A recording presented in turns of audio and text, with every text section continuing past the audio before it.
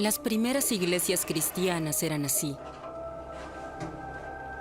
Poco después de la muerte de Jesús, el cristianismo se convirtió en una religión perseguida en el Imperio Romano.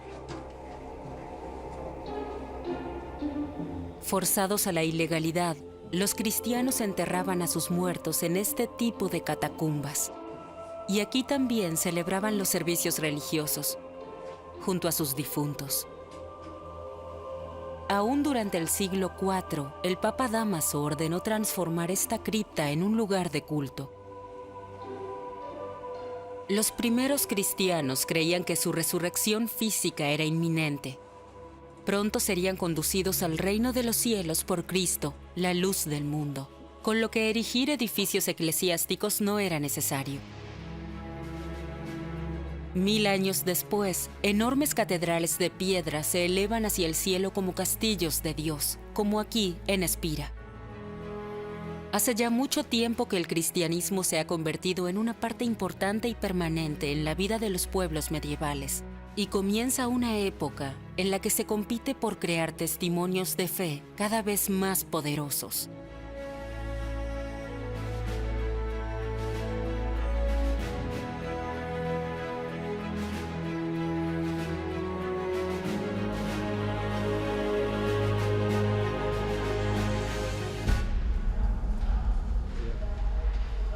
En Maguncia, un equipo científico presenta vestigios de aquella época. La expectación mediática es enorme. En la iglesia protestante de San Juan de Maguncia, en realidad solo querían instalar un sistema de calefacción moderno, pero entonces se encontraron en el piso de la iglesia rastros que se remontan 1000 años atrás. El director de la excavación, Guido Facani, y los representantes de ambas iglesias están fascinados por el descubrimiento de un sarcófago de piedra de 2 toneladas.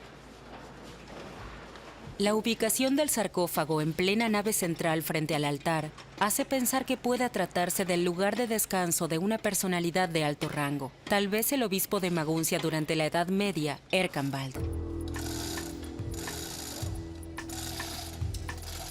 Todo está listo para que hoy se levante la tapa de 700 kilogramos. Por primera vez, después de más de 1000 años. ¿Resultará ser la persona enterrada el obispo Erkenwald? ¿Será el hombre que fue arzobispo de Maguncia hace unos 1000 años? Entonces se probaría al mismo tiempo que la primera catedral original de Maguncia se encontraba en este lugar. A primera vista, este hallazgo puede ser bastante decepcionante para desentendidos. Sin embargo, para los expertos, estos restos contienen una gran cantidad de información sobre el período románico. El mundo de entonces tiene una historia previa decisiva.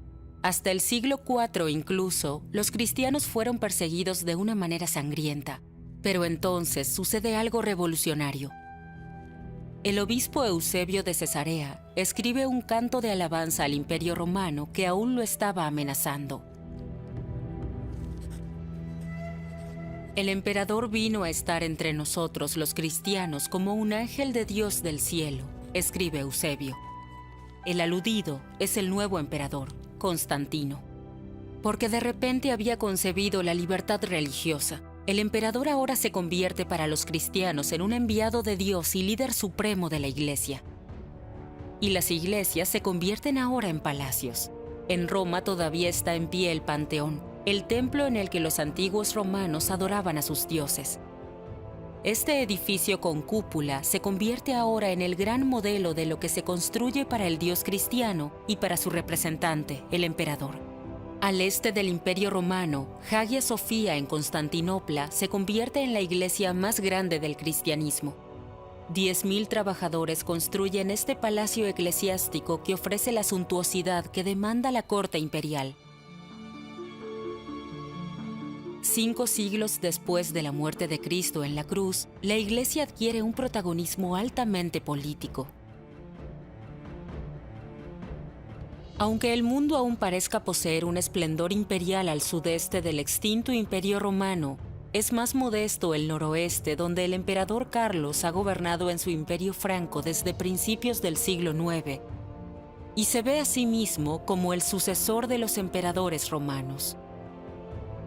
El emperador Carlos, que más tarde será apodado Magno, también se hace construir una iglesia en Aquisgrán como señal de su dominio. Y él también copia los viejos símbolos del caído Imperio Romano. Su capilla palatina de Aquisgrán también es una estructura abovedada, como Hagia Sophia en Bizancio.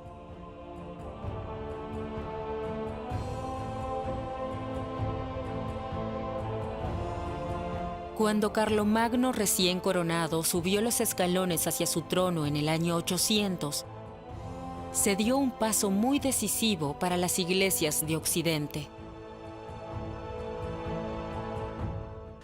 Carlomagno permite mucha pluralidad en su imperio. Permite que los diferentes pueblos de su reino conserven sus leyes, su lengua, sus costumbres, pero en el gran imperio franco, el culto, la teología es uniforme. Es la realización de la voluntad de Dios, porque solo puede ser unívoco y no plural. La vida terrena puede ser plural, pero el camino de Dios es unívoco. La misión ahora es imponer la unidad de fe en el gran imperio franco.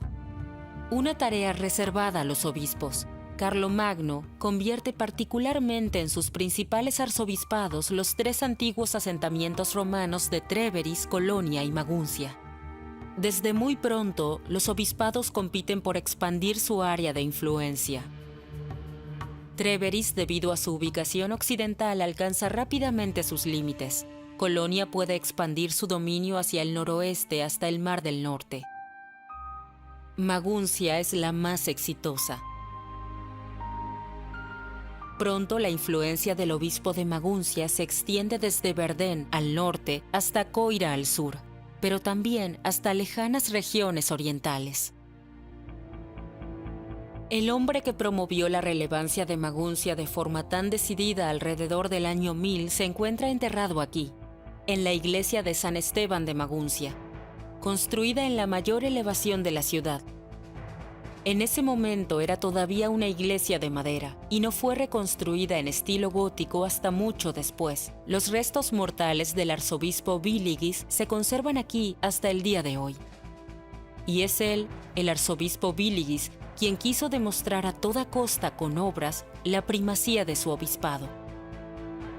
Poco antes del cambio de milenio, Viligis diseñó un ambicioso plan. En lugar de la vieja iglesia de madera de Maguncia, quiere construir una catedral de piedra, mucho más grande que la que los monjes le construyeron en la isla de Reichenau en el lago Constanza. Un palacio eclesiástico con un techo de paneles de madera policromados. Y las paredes completamente cubiertas con las historias de la Biblia.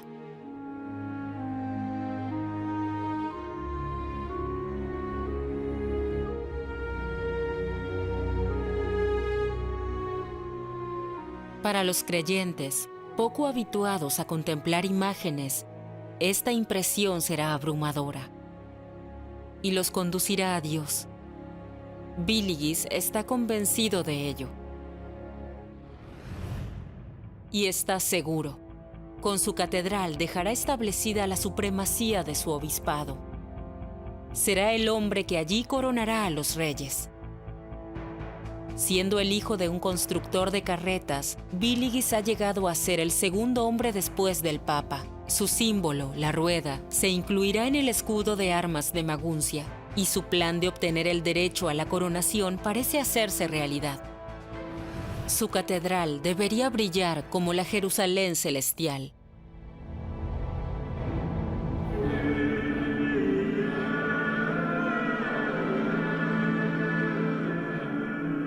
En el año 1009 ha llegado el momento. Se consagra el edificio más grande al norte de los Alpes. Sin embargo, ocurre una gran desgracia.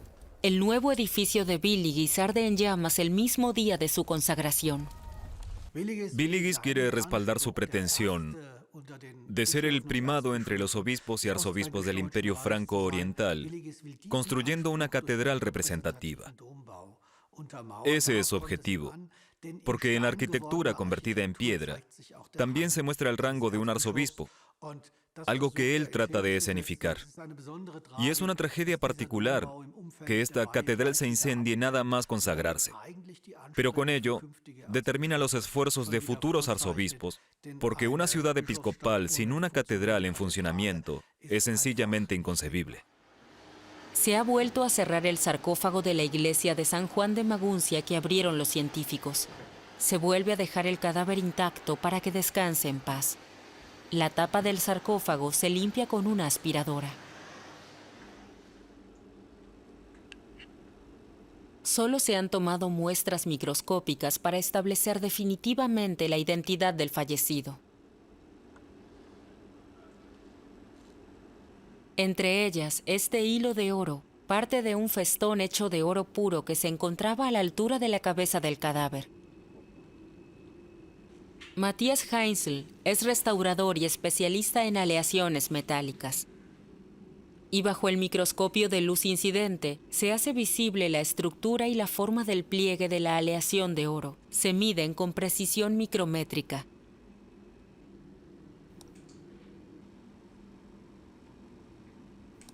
Los hallazgos comparativos llevan a la conclusión de que el hilo era parte de un festón de oro que pertenecía a una cáscula episcopal.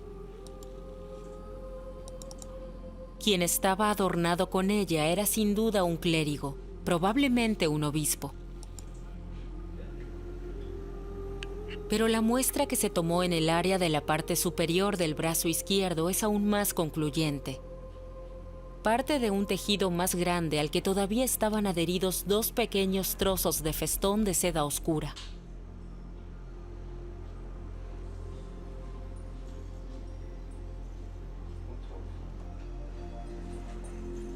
Bajo el microscopio, a pesar del grave deterioro del material, rápidamente se hace evidente, incluso después de 1000 años, que el tejido es de origen animal. Ahora puede verse muy claramente, aquí, la estructura escamosa en forma de teja de la capa de la epidermis y en el centro también un poco del canal medular.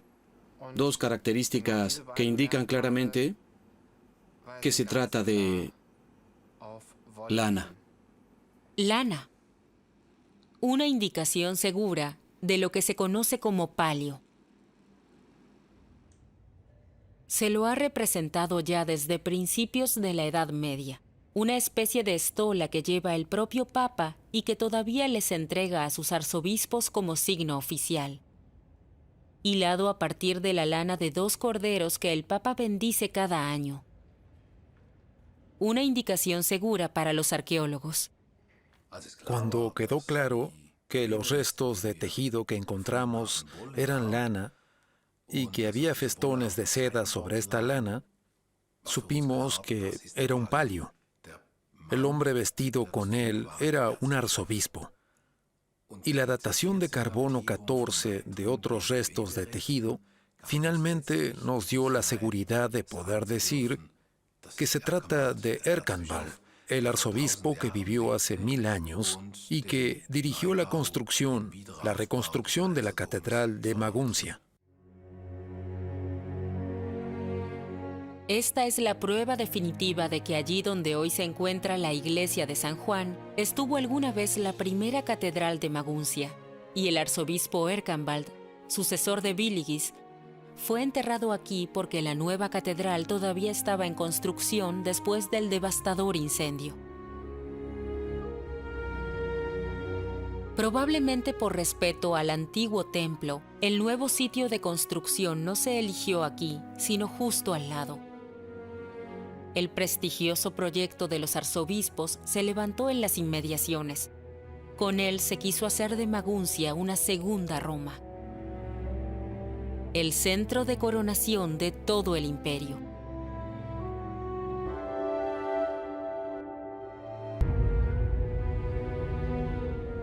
En ese momento ya estaban en pie las torres orientales, y tal vez Erkanbald ya podría haber hecho este camino en la torre sudeste.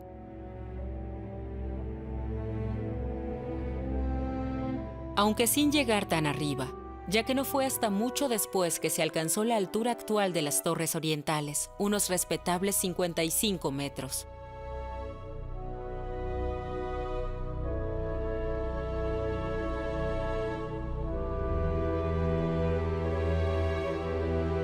A pesar de todas las reformas, en el interior de la catedral todavía puede percibirse la solemne oscuridad del estilo románico y la solidez angular de la estructura de piedra que exhibe su firmeza. ¿Qué impresión tuvieron que hacer estos espacios de piedra en la gente medieval acostumbrada a pequeñas casas de madera o adobe?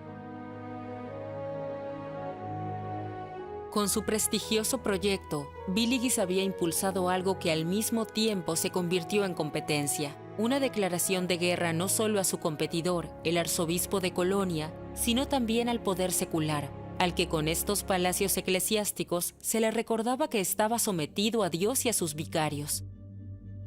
La tumba del arzobispo Peter von Aspelt muestra cómo los arzobispos entendían en el siglo XIV su relación con los reyes. El mayor es quien puede coronar y ungir.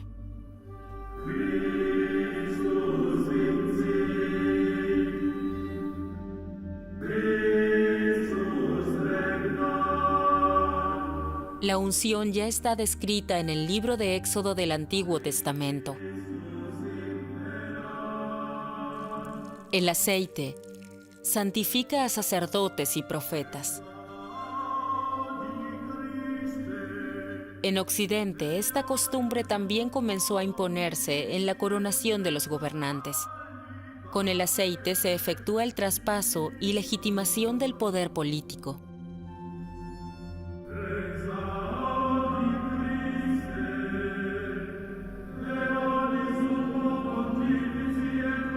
El gobernante se convierte en gobernante por la gracia de Dios, por medio de la Iglesia, pero también sometiéndose a ella.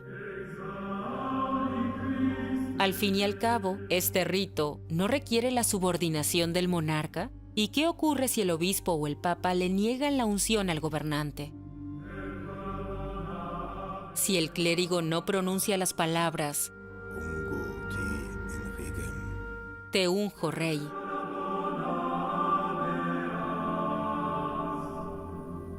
¿obtendrá un rey o un emperador de todos modos el reconocimiento de sus súbditos?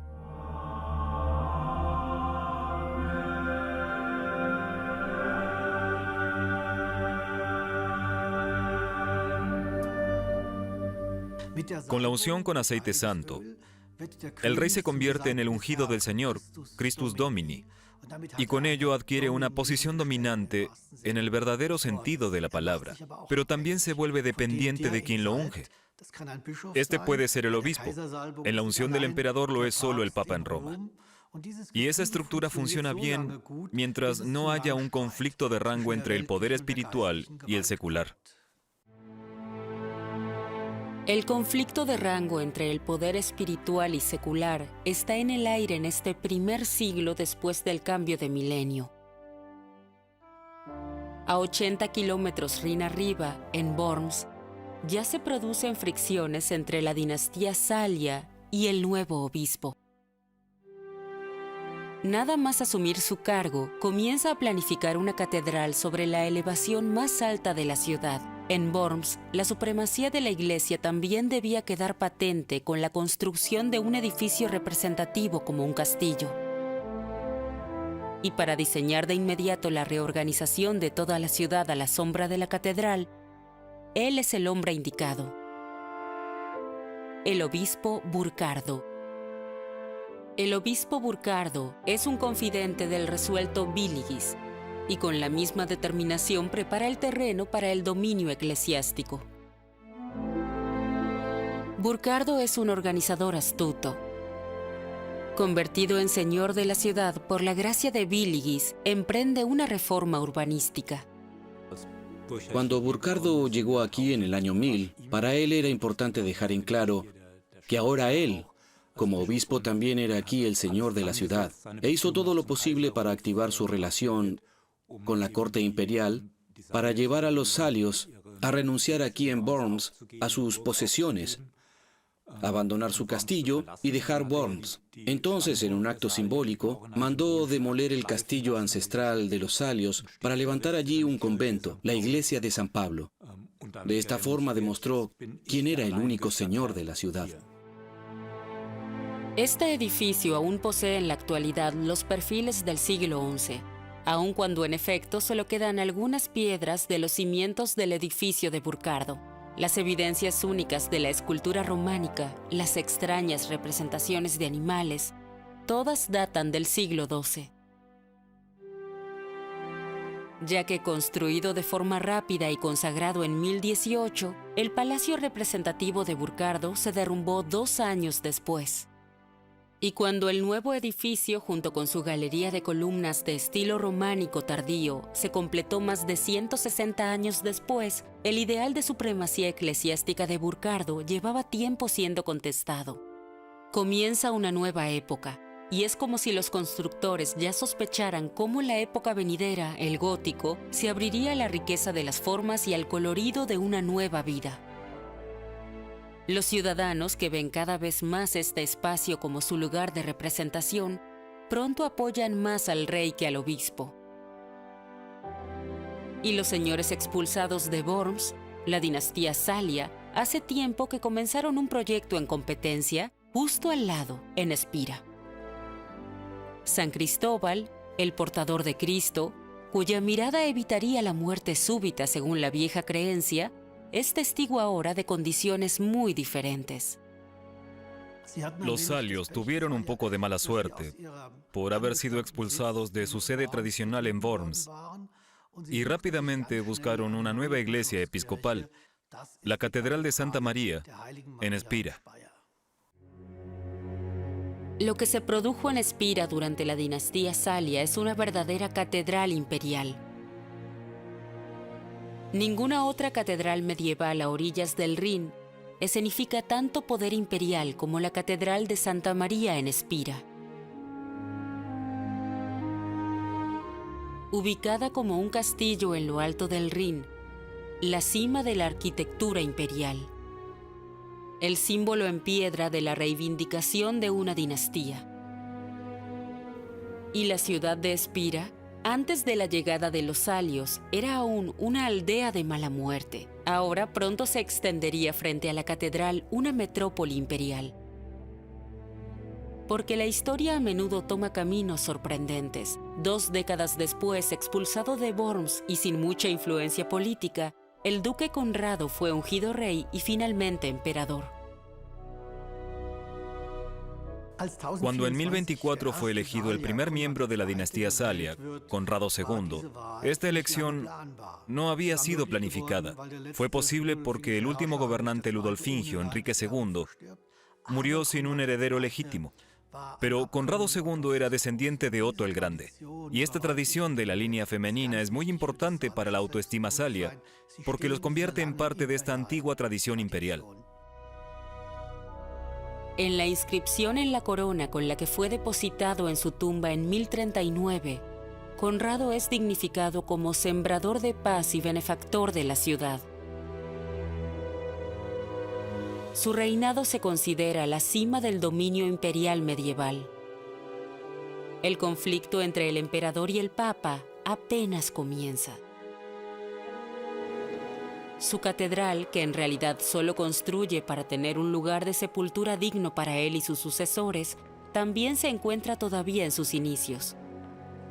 Hedvig Dravik es actualmente la maestra de obras de este patrimonio cultural mundial que Conrado planeó como su tumba representativa. Evidentemente demasiado representativa, porque cuando muere ni siquiera se han levantado sus muros exteriores. La tragedia, en realidad, radica en el hecho de que Conrado no pudo ver realizada su visión. Su idea era construir la iglesia más grande de Occidente, pero murió antes de su realización. Fue enterrado en una obra en construcción. En la competición medieval de catedrales es sin duda una novedad. un emperador que construye para él y su dinastía una enorme sepultura que por sus dimensiones compite con la Catedral de Maguncia y la de Worms. Un símbolo en piedra de la autoestima imperial, que tal vez también extraiga su fuerza de la amarga experiencia en Worms. Pero de todos modos, un plan que en principio solo seguirá siendo un sitio en construcción. La subestructura de la catedral, que supera todas las dimensiones conocidas hasta entonces, ya está terminada cuando Conrado muere, y da testimonio de la visión de su optimismo. Podría describirlo como que tenía esa visión, y el corazón y la fe, y la esperanza de que lo lograría, que lo haría bien, y que su idea también sería llevada a la práctica por todos los demás, y que él también podría contagiarlos con esta idea. En 1061, el prestigioso edificio Salio se encontraba en todo su esplendor románico. Sin embargo, ya 20 años después sucedió lo sorprendente. El nuevo descendiente Salio, Enrique IV, manda derribar gran parte del nuevo edificio. Debería ser aún más grande, aún más representativo.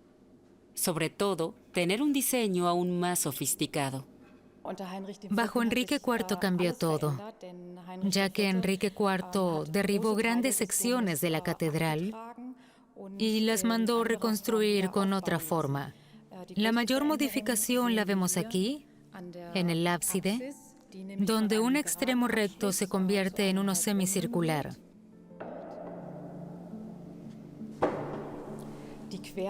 También se derribaron los cruceros salvando la mampostería y se modificaron en profundidad con una subdivisión de la fachada.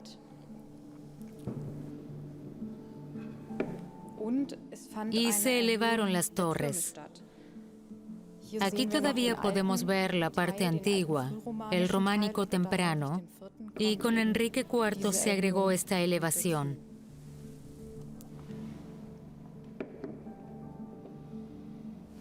La torre del crucero también sufrió una modificación, por lo que ahora vemos la cúpula barroca. La sacristía es una añadidura posterior. La modificación más importante en el interior es la bóveda de la nave central, porque suponemos que en el edificio del románico temprano el techo era plano. En la nave central tenemos 14 metros y 33 metros de altura hasta el techo abovedado, y estas son envergaduras muy grandes. Lo que desde el exterior también llama la atención es la modificación fruto de la introducción de una galería de columnas que aún no existía anteriormente para modificar el aspecto externo bidimensional propio del románico y sus ventanas enrasadas. Lo revolucionario de este edificio es que su carácter irradió hacia el exterior. Enrique IV realmente quería construir la iglesia más grande de Occidente, y me parece que lo logró.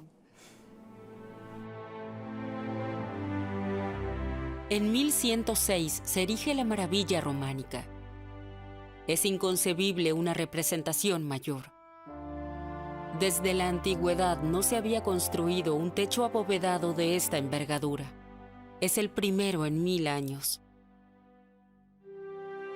Y en cuanto a dimensiones, la Catedral de Espira no debe temer ninguna comparación, ni mucho menos con Worms, pero tampoco con Maguncia.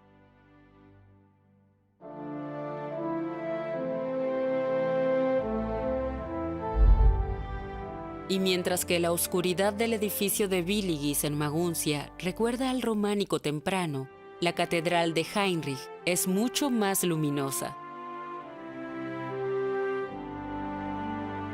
Prácticamente como una ligera premonición del gótico.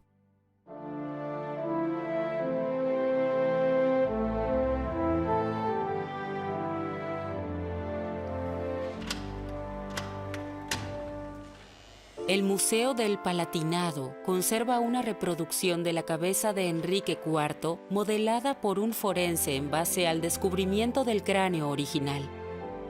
Y tal vez se pueda leer en este rostro la tragedia de su vida, donde hubo muchas luchas.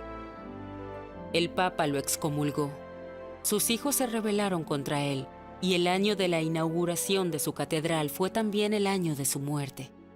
Enrique IV fue un emperador que gobernó y pensó observando la tradición de sus antepasados. Vio su realeza como otorgada por Dios y heredera de sus antepasados.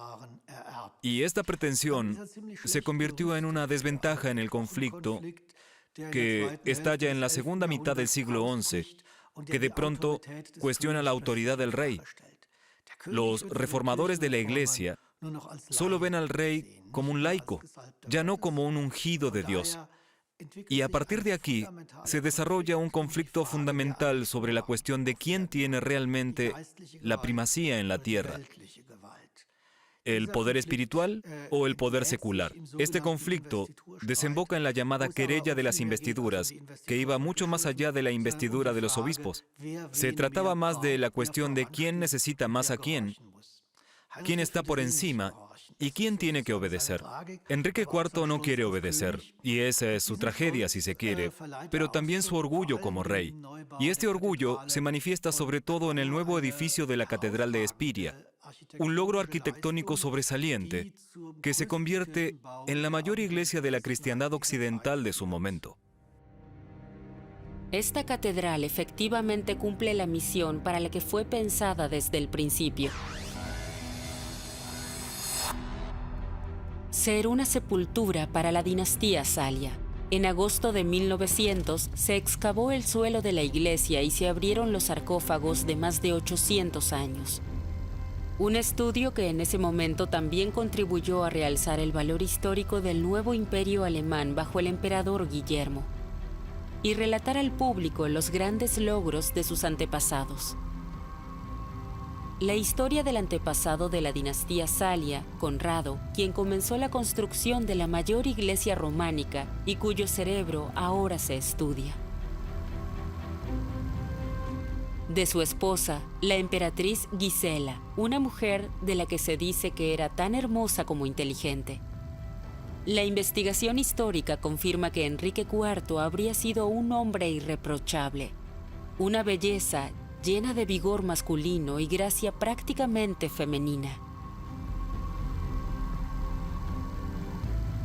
Un hallazgo particular es el anillo de zafiro dorado en el dedo anular derecho de Heinrich. Es un anillo de obispo. Quizás el último mensaje desafiante del emperador, que se veía a sí mismo como el único legitimado para nombrar obispos con un anillo y un báculo.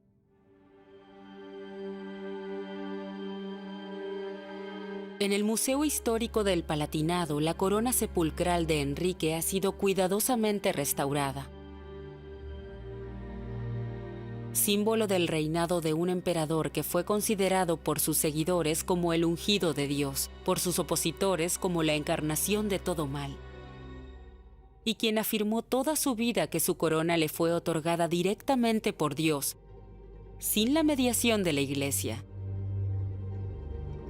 Su catedral, consagrada a María, la Madre de Cristo, fue para él la confirmación divina en piedra del reinado salio.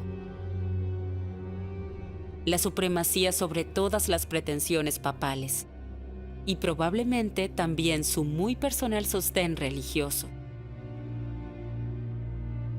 El hecho de que fuese precisamente el obispo de su catedral quien le quitara la insignia imperial a favor de su hijo desleal debe haberlo conmocionado enormemente.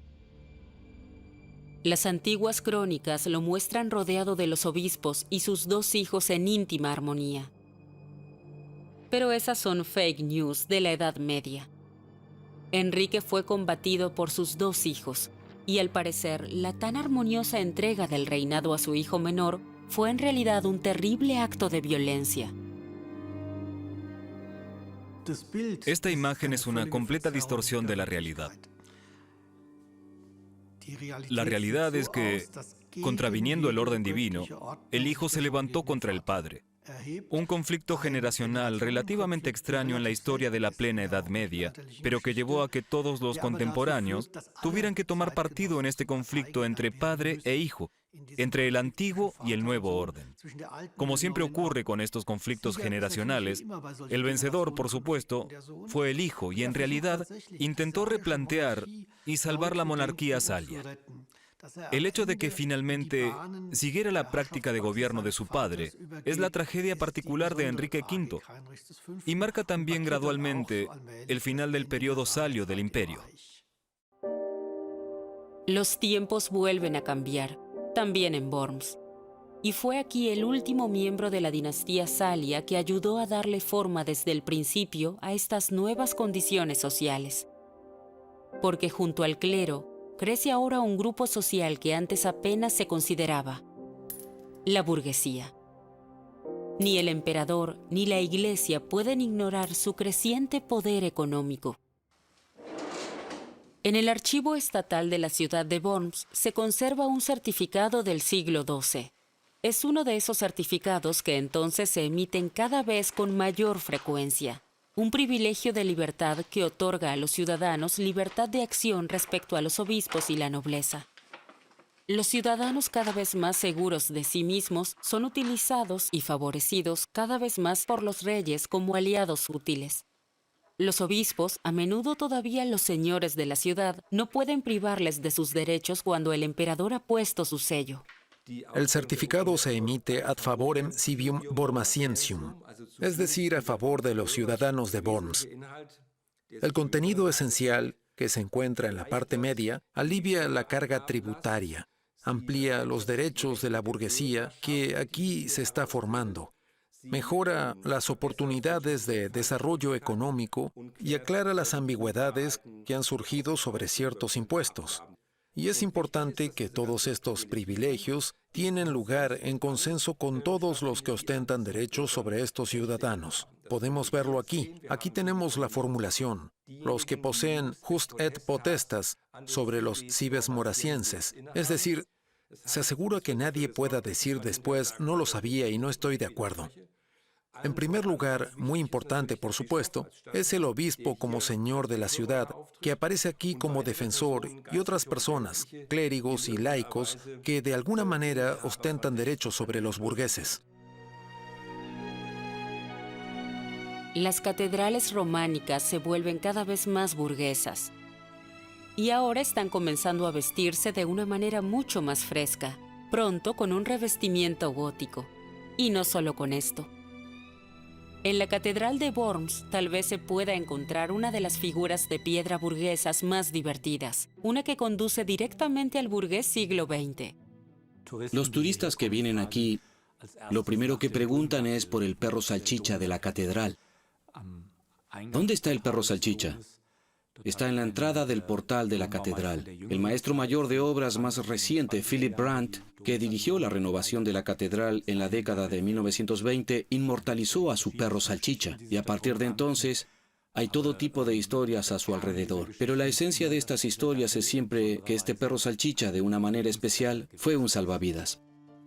Es una historia de la catedral de principios del siglo XX, fácilmente reproducible.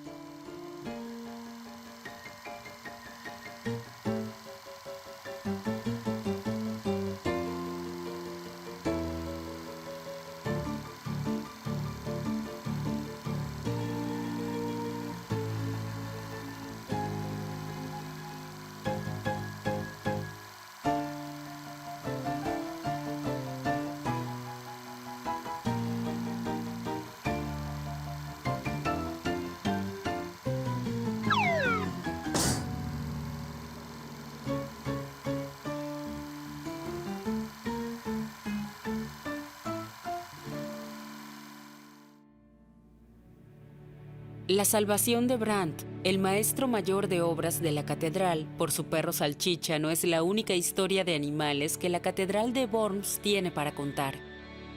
Otra se remonta nuevamente a la Edad Media.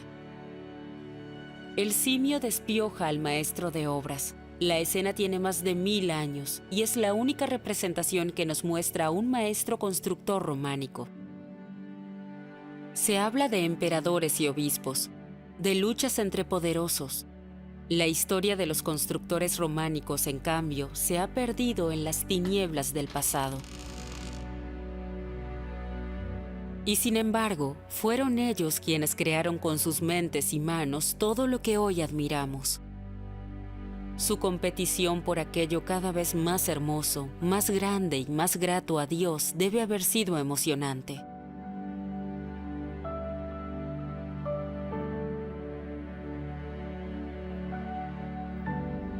Una lucha intelectual por la riqueza de las formas, por las muchas posibilidades de tallar siempre algo nuevo en la piedra arenisca.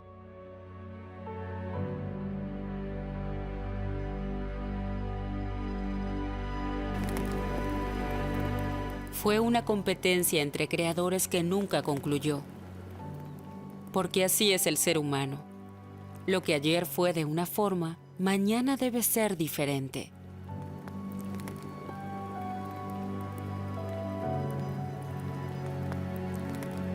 Y así comenzó a agotarse la austeridad románica. El concepto de muros gruesos que se elevan hacia el cielo como castillos de Dios, de solidez representativa y de desafío arquitectónico, fue pronto reemplazado por algo completamente diferente. El gótico, que se entregó a un ideal completamente nuevo: la luz.